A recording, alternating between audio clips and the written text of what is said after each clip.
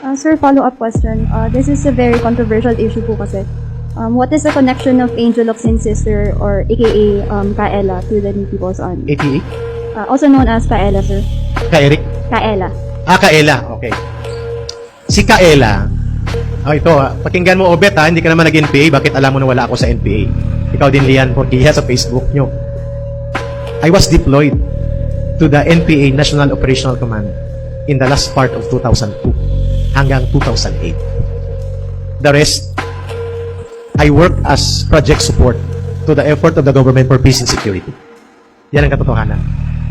So, si Ella Colmenares, na kapatid ni Miss Angel Locsin, ay nasa Polillo Island, Pamatdan, barangay Pamatdan. If I am not mistaken, guerrilla base area ito. At nandun siya bilang medic ng platoon. She was issued with M16 Baby Armalite. She was there using the name Insay and Tina.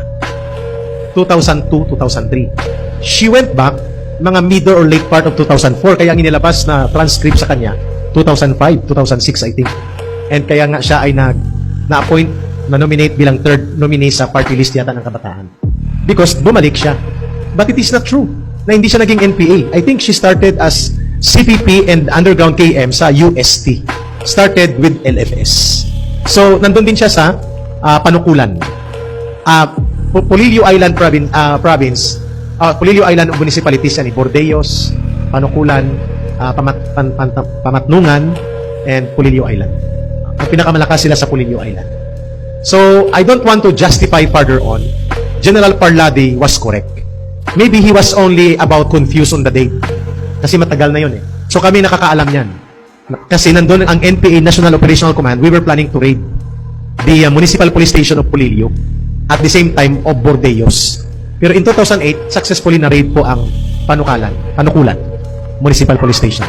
So, these are facts na hindi alam nila Obet at nila Lian unless you confirm that you are indeed part of the CPP, NPA, NDF and you are covering up for the CPP, NPA, NDF.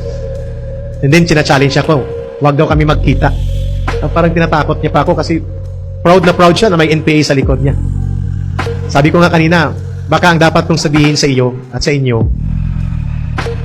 hindi dahil sa government ako, parang gusto ko kayong harapin. Ang masasabi ko lang, if I say the truth, and I stand for the cause of peace, and for the cause of the mothers and children na biniktima natin noon at ninyo ngayon, kahit po saan tayo magkita, aantayin ko pong pagkikita na yun. Sana magkita na tayo.